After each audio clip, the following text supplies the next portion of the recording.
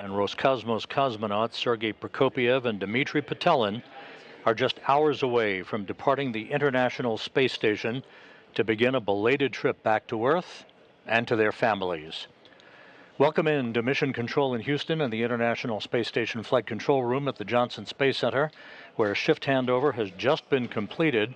The Orbit 1 team of flight controllers now on duty under the direction of Flight Director Chris Dobbins as we prepare for the homecoming of this trio of crew members from Expedition 69 aboard the International Space Station and the completion of a mission of more than a year, 371 days to be exact. We'll talk more about their record-breaking statistics in just a moment. At this hour, as we mentioned, Chris Dobbins is the flight director on console here in Mission Control. He is joined on console at the top of your screen by veteran astronaut Aki Hoshide from the Japan Aerospace Exploration Agency, no stranger to Soyuz operations, as he'll be talking to the International Space Station crew throughout the overnight hours, as Rubio, Prokopyev, and Petelin are just minutes away from saying farewell to their Expedition 69 crewmates. Expedition 69 will turn into Expedition 70 at the time that the Soyuz MS-23 spacecraft undocks from the International Space Station, just 3 hours and 51 minutes from now.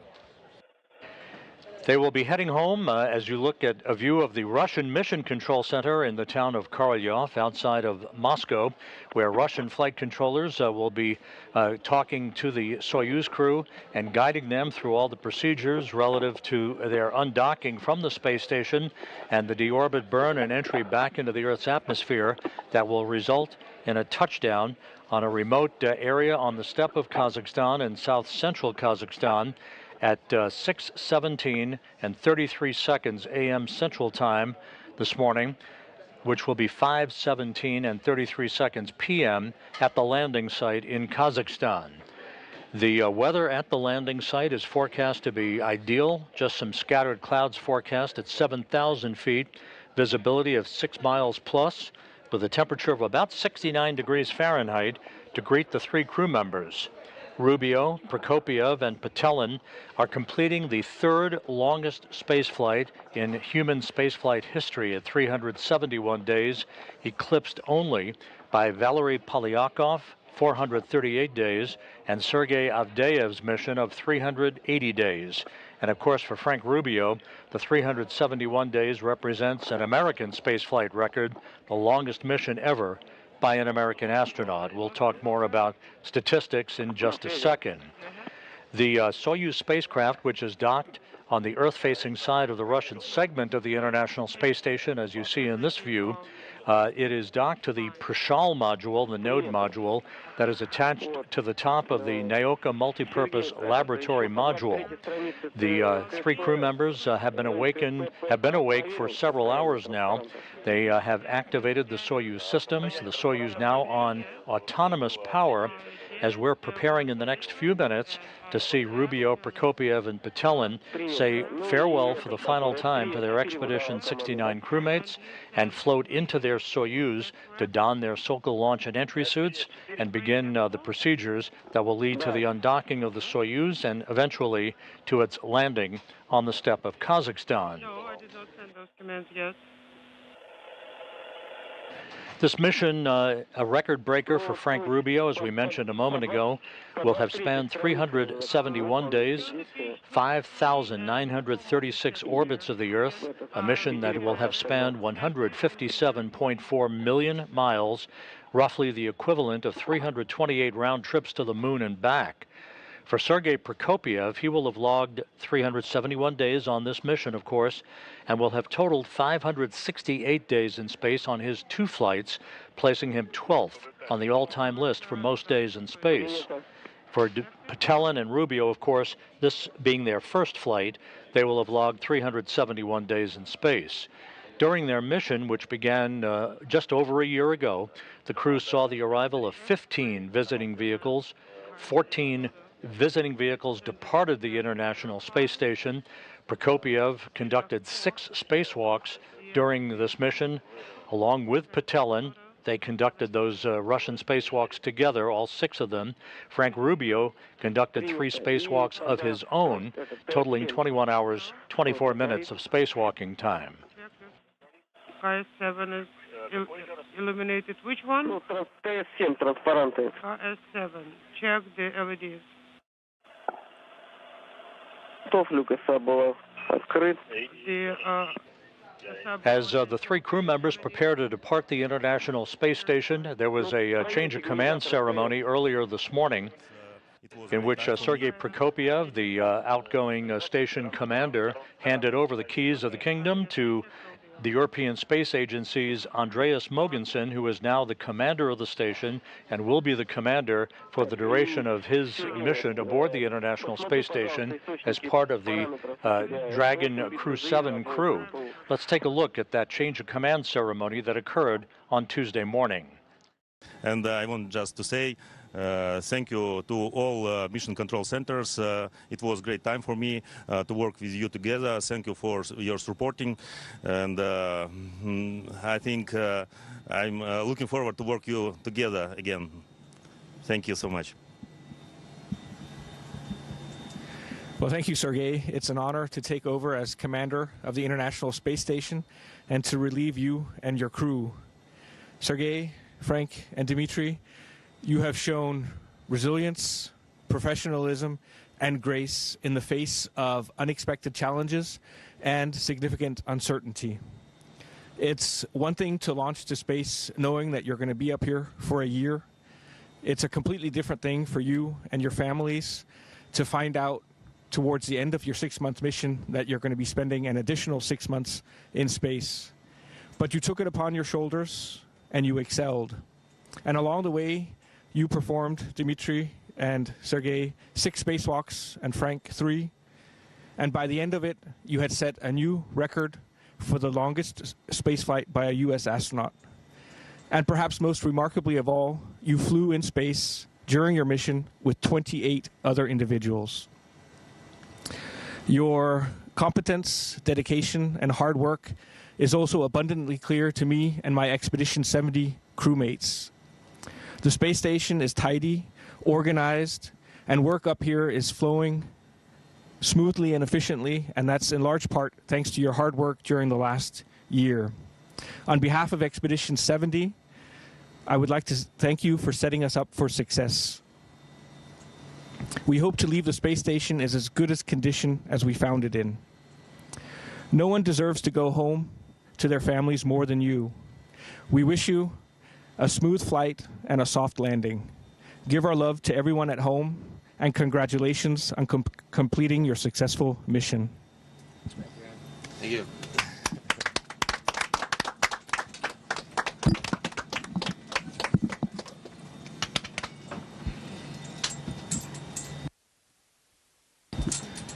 And with that, we'll start Expedition 70.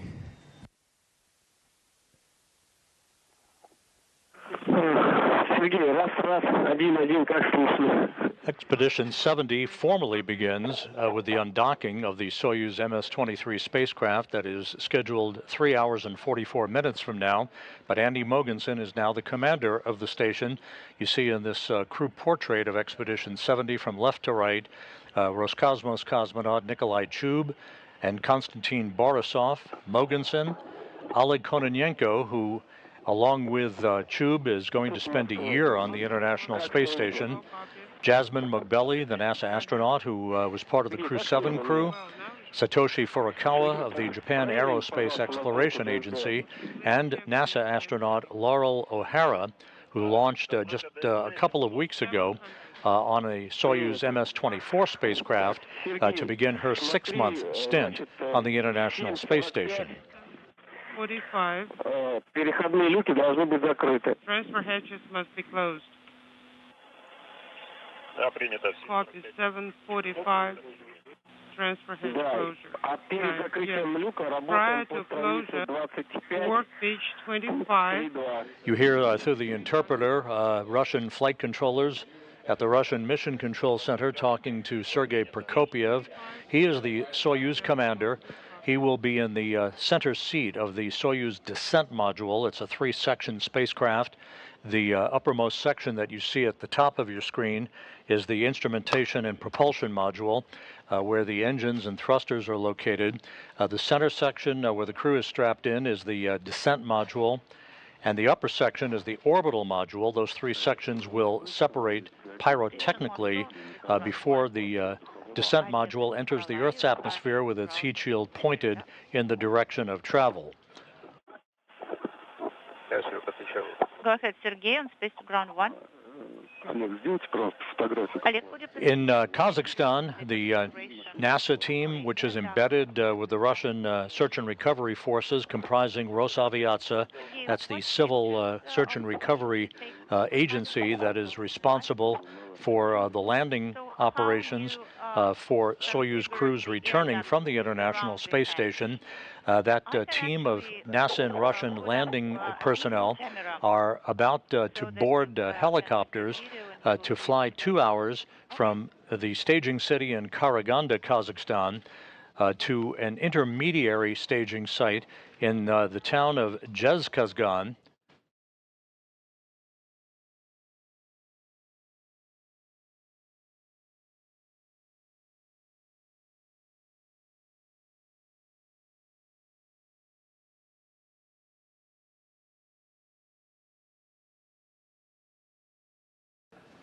The helicopters that will be deployed by the search and recovery forces will be flying to the intermediary landing site in Jezkazgan to refuel before they take off around the time of the deorbit burn.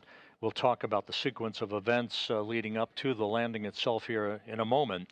Those helicopters will refuel in Jezkazgan and then fly about 35 minutes over a 90-mile stretch from Jezkazgan to the landing site to begin the process of extracting the crew from the Soyuz descent module and placing them in a nearby inflatable medical tent where they'll get out of their Sokol launch and entry suits into more comfortable flight clothing, receive medical exams, and then be placed in 3 different helicopters for the 2-hour flight back to Karaganda, where they will split up, with Rubio boarding a NASA Gulfstream jet to fly back to Houston, and Prokopiev and Patelin boarding a Gagarin Cosmonaut Training Center aircraft to fly back to their homes in Star City, their training base at the Gagarin Cosmonaut Training Center.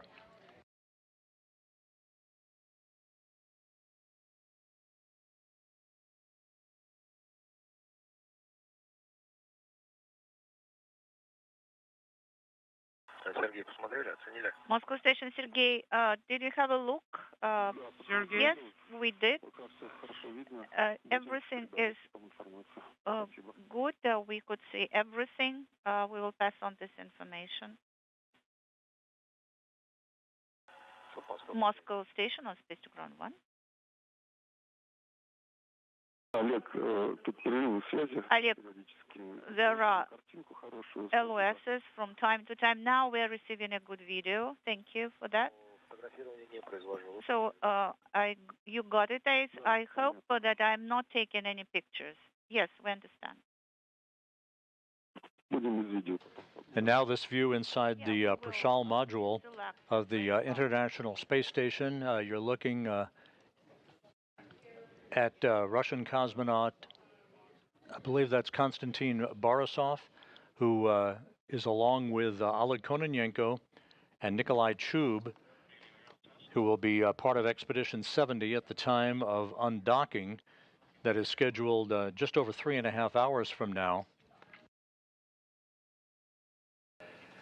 There's a view of the Soyuz spacecraft as the International Space Station flies 255 statute miles over the South Atlantic, or rather the South Indian Ocean, moving from southwest to northeast in an orbit inclined 51.6 degrees to either side of the equator.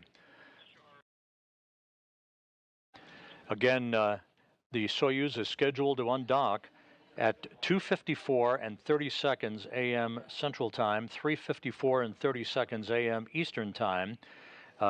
Once the hatch to both the station and the Soyuz spacecraft is closed, the Soyuz crew on their side of the docking interface and the International Space Station crew on their side of the docking interface at Prishal. They'll conduct a series of leak checks before that vestibule, the small passageway between the Soyuz and the International Space Station, is depressurized to vacuum. That will set the stage for hooks to be open and springs on both sides of the docking interface to push off against one another for physical separation of the Soyuz MS-23 spacecraft. There will be two separation burns from Soyuz's thrusters to initiate an opening rate away from the space station, placing it later into a safe distance away from the complex for the deorbit burn that is scheduled just after 5:24 a.m. Central Time, 6:24 a.m. Eastern Time. That will be a 4-minute, 39-second retrograde braking maneuver to slow the Soyuz down by 128 meters per second, enabling it to drop out of orbit to begin its descent back into the Earth's atmosphere. Some 27 minutes after the deorbit burn, the pyros will initiate a separation of the three sections of the Soyuz. The orbital module and the instrumentation and propulsion module will separate from the descent module, which is where the crew will be seated. The direction of travel will place the heat shield of the Soyuz into the direction of travel to ablate or repel the heat that will build up around the Soyuz as it enters the Earth's atmosphere. That heat builds up to about 2,500 degrees Fahrenheit before leaving the harshest regime of the entry portion of the descent back to Earth. Some 15 minutes before touchdown, the command will be issued to open up the parachutes on the Soyuz spacecraft at an altitude of about 6.7 miles or 10.8 kilometers, and about 14.5 to 15 minutes later, touchdown will occur. The soft landing thrusters on the Soyuz will fire about a second or two before touchdown, and Rubio, Prokopiev, and Petelin will be back on Earth for the first time in 371 days.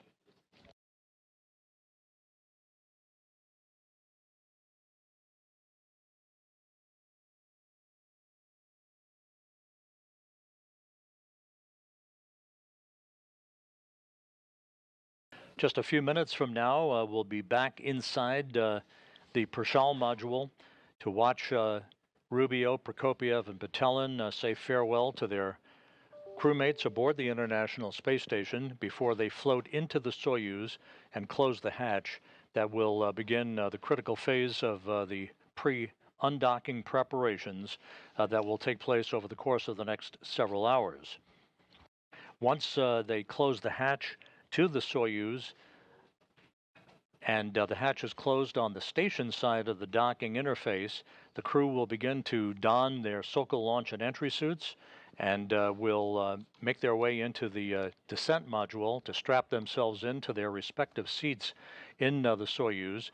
This is the configuration that they'll be in if you look head on to where the crew will be seated. Prokopiev, as the Soyuz commander, will be in the center seat, flanked to his left by Dmitry Petelin, who will be board engineer number 1, and to his right by Frank Rubio, who is board engineer number 2.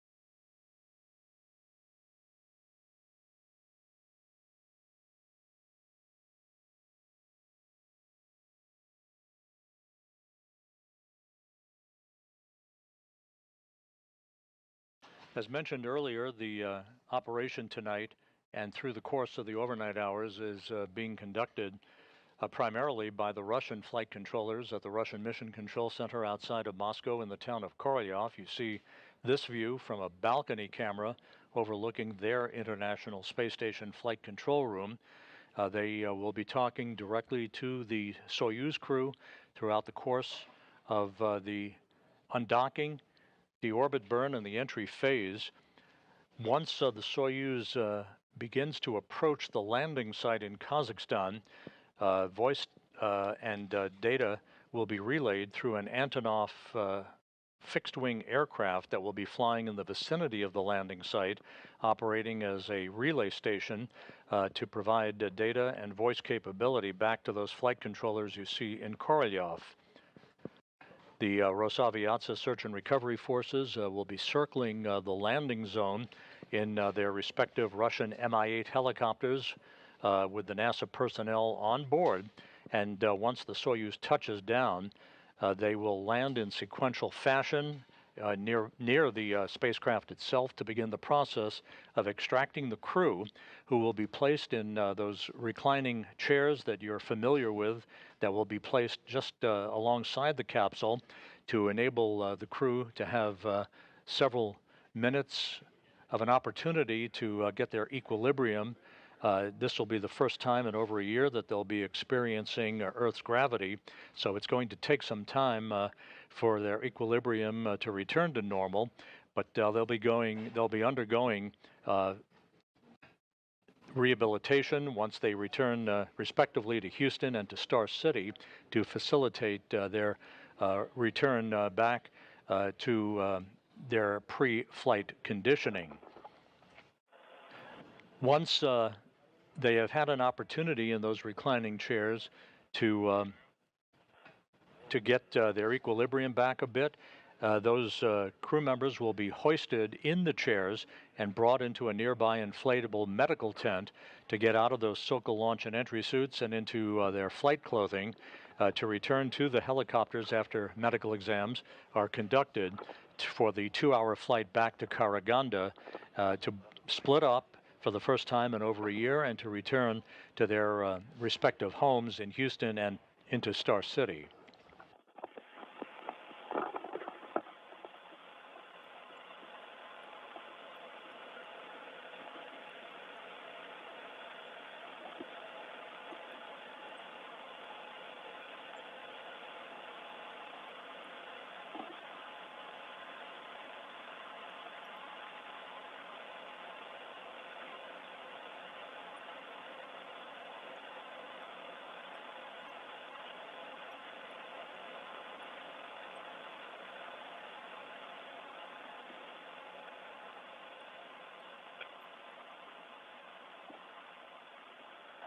A good view of the Soyuz MS-23 spacecraft docked to the Prishal module, which is the node module, a multi-hatched docking port for multiple vehicles at the Russian segment of the station. And now we're back inside Prishal at the hatchway to the Soyuz as the crew is beginning to gather for final farewells before the Soyuz crew floats through the hatch and closes the hatch behind them to begin their pre-undocking preparations.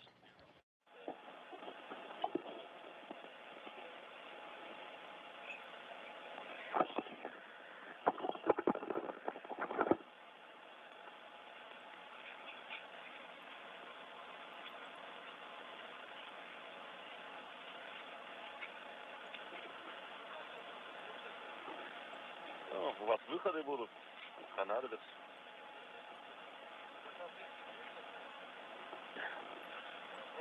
Нет, просто так. Заглушка, мы готовим, да.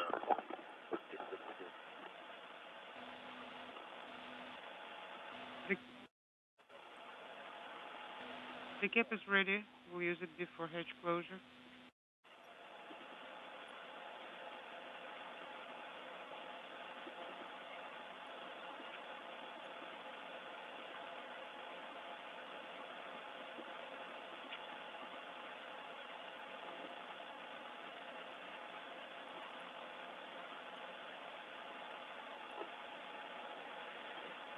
Oleg Kononenko in the foreground, now in his 5th flight into space. When he returns a year from now, along with Nikolai Chub, Kononenko will have accrued more than 1,000 days in space. He'll be at the top of the list for the most days in space by a human. The International Space Station currently flying over the Indian Ocean, about to cross into Southeast Asia, flying over Jakarta, Indonesia.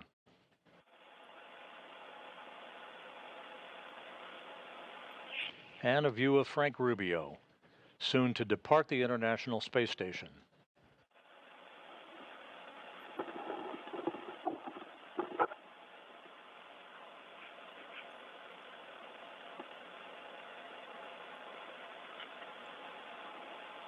Rubio, Prokopiev, and Petelin originally were scheduled to spend just 6 months on the station, but a coolant leak developed in their original Soyuz that brought them to the station, the Soyuz MS-22, back on December 14th last year, and a replacement Soyuz was launched unpiloted and automatically docked to the station. That's the Soyuz MS-23 that they'll be returning home in a short time from now.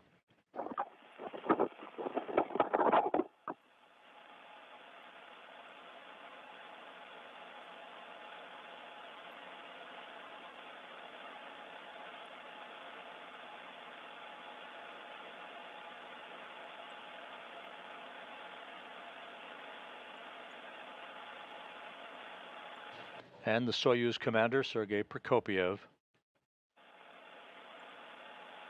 and Dmitry Petelin.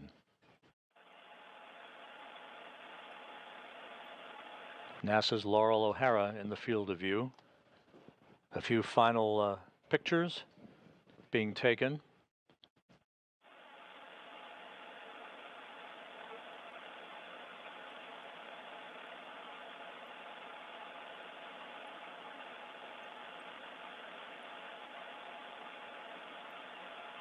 And Jasmine Mugbeli.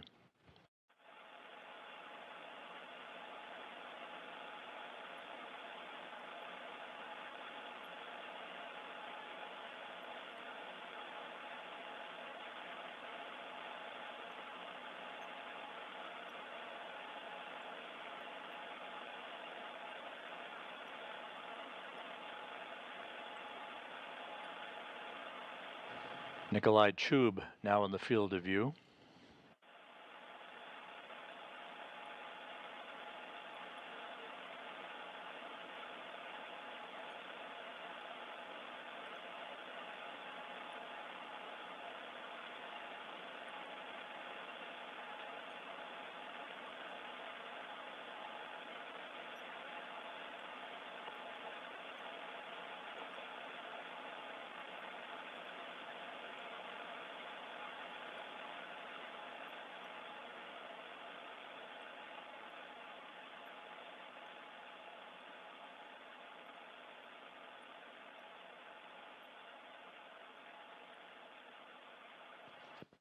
Once this farewell opportunity is concluded, Rubio, Prokopiev, and Petelin will float inside the Soyuz, and Kononenko will begin the process of closing the hatch on the Prishal module side of the docking interface. The Soyuz hatch will be closed, and the Soyuz crew, the departing crew, will begin to don their Sokol launch and entry suits.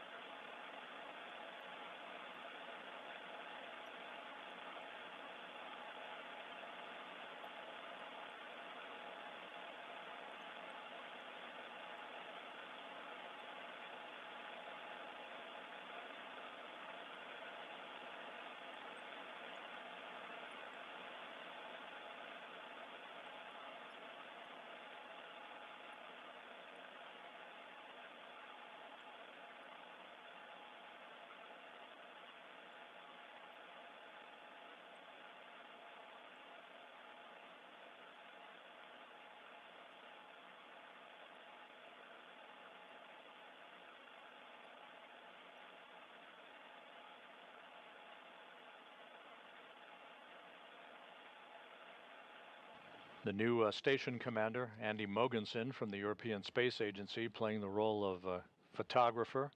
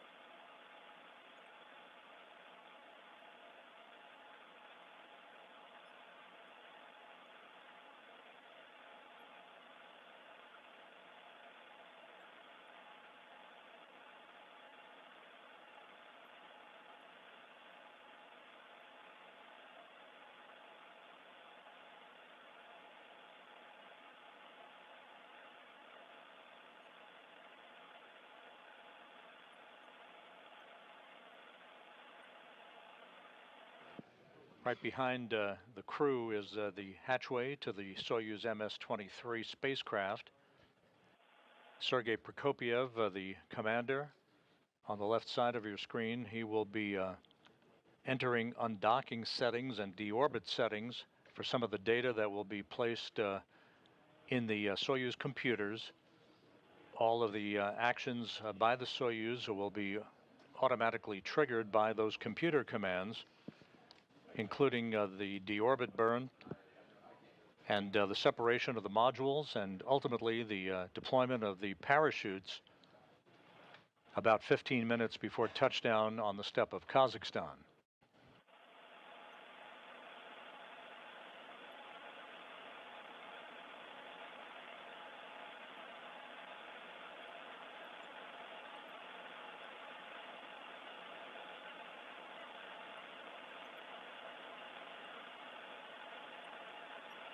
And not to be outdone, Konstantin Borisov now in the field of view.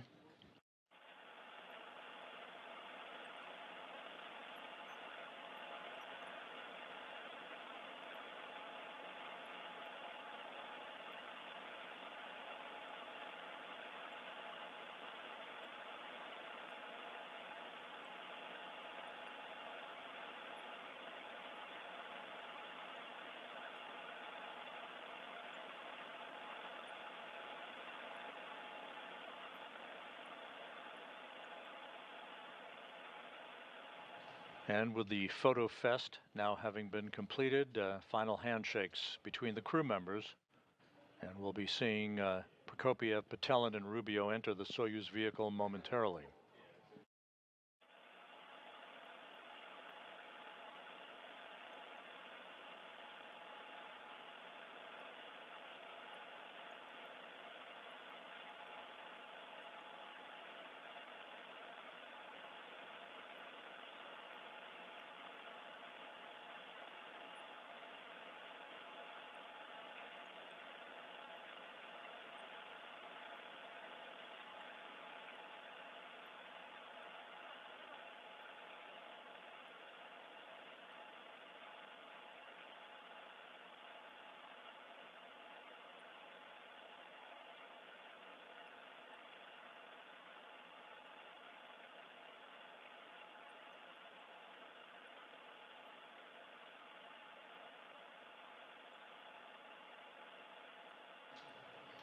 Sergei Prokopyev entering the Soyuz with his crewmates.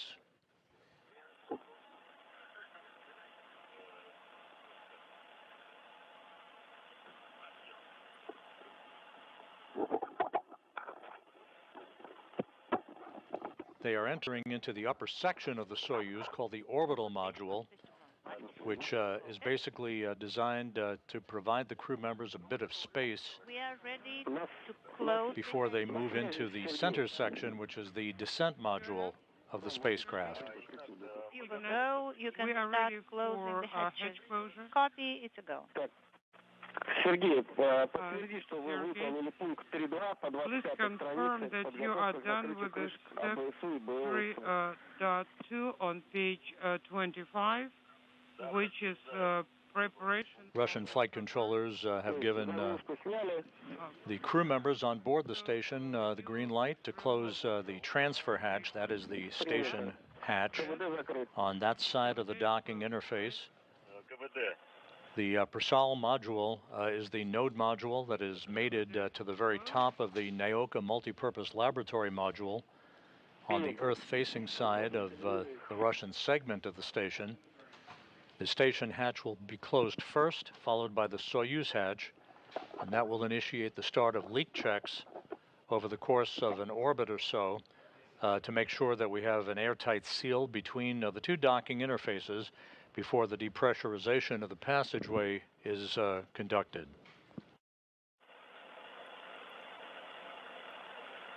Так, Алтай, ЦУП Москвы, есть разрешение на закрытие переходных люков. Rubio, Prokopiev, and Patelin all inside the Soyuz MS-23 now.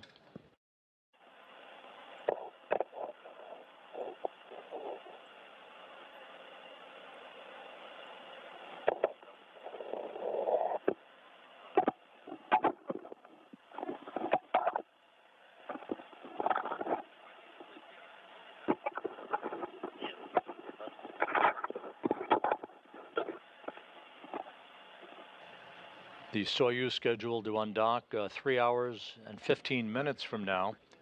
Undocking scheduled at 2:54 and 30 seconds a.m. Central Time, 3:54 and 30 seconds a.m. Eastern Time. There will be an undocking command to begin the process of opening the hooks holding the Soyuz to the Prashal module docking port. That takes about 90 seconds to complete before the springs push off on both sides of the docking interface to initiate the physical separation of the vehicle. At the time of undocking, Expedition 69 will come to an end. Expedition 70 formally begins. And there goes the hatch on the Prashal module side of the docking interface. Ignat, S4 and S6 are no longer illuminated. Copy. And the hatch closed on the Prashal module at 11:38 p.m. Central Time, 12:38 a.m. Eastern Time.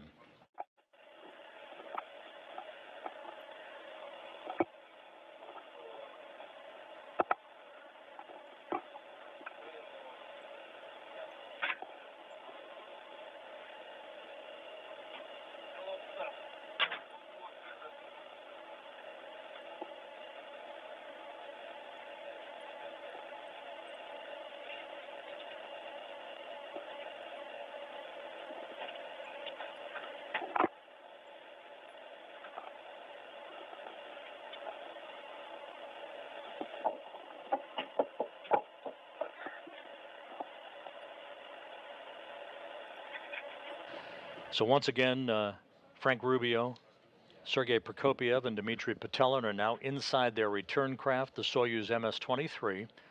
The hatch on the station side, the Prashal module hatch, has been closed. The three departing crew members will be closing the Soyuz hatch momentarily, having bid farewell to their crewmates and to their home that they have lived in for over a year, returning home this morning after 371 days in space, the third longest spaceflight in human spaceflight history.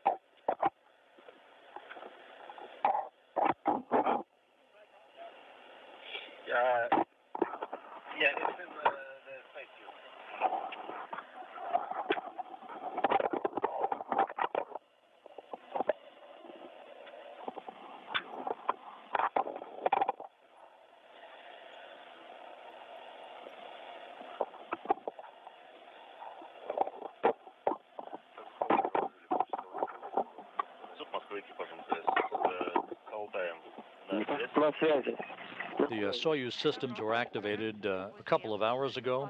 The Soyuz on autonomous power, no longer on station power that it has been on for the past 371 days.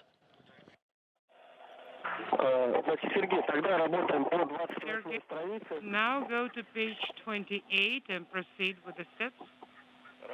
And work. And we now have confirmation that the Soyuz hatch is closed at 11:41 p.m. Central Time, 12:41 a.m. Eastern Time. So the hatches on both sides of the docking interface are now closed. Leak checks will get underway, and the crew, the departing crew, Rubio, Prokopiev, and Patelin, will begin to don their Sokol launch and entry suits.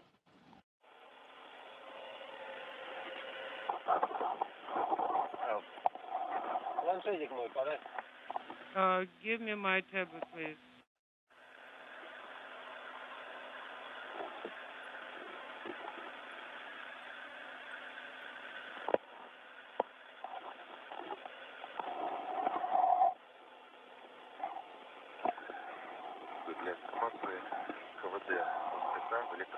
Just for your awareness, Moscow, the KVD valve is an electrical control.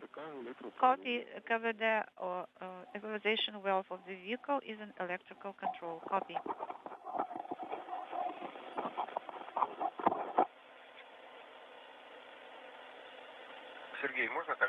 Sergey, do we ever go to deactivate the camera?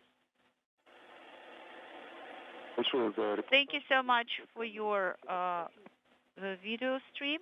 You have a go to deactivate the camera. Okay, copy. It's a go to switch off camera.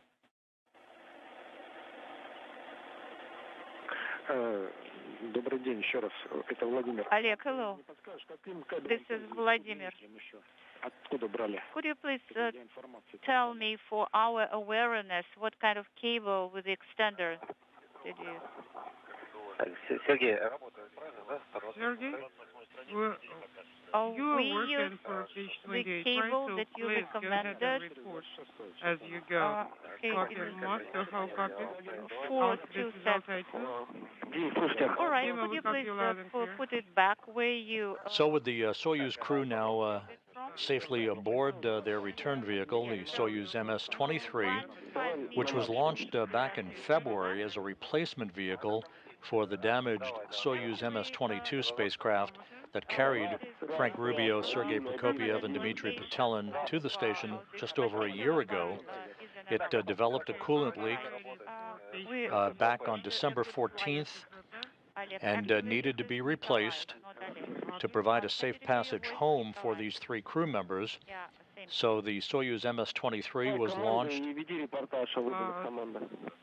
in February without a crew on board, automatically docked to the Prishal module, and now today is being used as the return vehicle for Rubio, Prokopiev, and Patelin. The Soyuz MS-22, the damaged vehicle, landed autonomously on the steppe of Kazakhstan in the same location as this crew will be touching down several hours from now. In Kazakhstan, the NASA and Russian personnel comprising the landing team are airborne in Russian Mi-8 helicopters heading from Karaganda, the staging city, to the interim staging city of Zhezkazgan to the southwest of Karaganda, where those helicopters will be refueled at an airstrip in Zhezkazgan for about a 35-minute flight later this morning to the landing site itself. Those helos will take off around the time of the deorbit burn. D7 is not illuminated. The critical phase of the landing will begin with the undocking of the Soyuz from the Prishal module, as you see in this animation, at 2:54 and 30 seconds a.m. Central Time. 2 separation burns will create an opening rate by the Soyuz to a safe distance away from the International Space Station for the firing of the engines in the deorbit burn, a 4-minute, 39-second retrograde firing that will slow the spacecraft down by 128 meters per second, allowing it to drop out of orbit. At 5:51 and 58 seconds a.m. Central Time, pyros will fire to separate the 3 sections of the Soyuz, with the descent module, the center section, the only section that survives the heat of reentry that will build up to about 2,500 degrees around the spacecraft. 15 minutes before touchdown, the parachutes will begin their deployment. First a extraction chute, then a drogue chute, and then the main parachute, enabling the Soyuz to descend toward its landing site on the steppe of Kazakhstan. The soft landing thrusters will fire just a second or two off the ground, and then touchdown will be accomplished, and the 3 crew members will be home after more than a year in space. So all of that activity is yet to come throughout the course of the morning. Again, you're looking at a view of the Soyuz MS-23 with Frank Rubio, Sergei Prokopyev, and Dmitry Petelin on board, beginning their pre-undocking preparations. They'll be donning their Sokol launch and entry suits a short time from now and conducting all of the other activities that will lead to the leak checks and the final go from the Russian flight controllers in Korolyov at the Russian Mission Control Center for the undocking of the Soyuz 3 hours, 5 minutes, and 45 seconds from now. We'll be back on the air for undocking coverage at 2:30 a.m. Central Time, 3:30 a.m. Eastern Time for the undocking of the Soyuz and the departure of Rubio, Prokopyev, and Petelin from the home that has been their place to live and work for the past 371 days. So come back a few hours from now. We'll be back on the air again at 2:30 Central Time, 3:30 a.m. Eastern Time with Soyuz undocking coverage. In the meantime, we'll sign off for now. This is Mission Control Houston.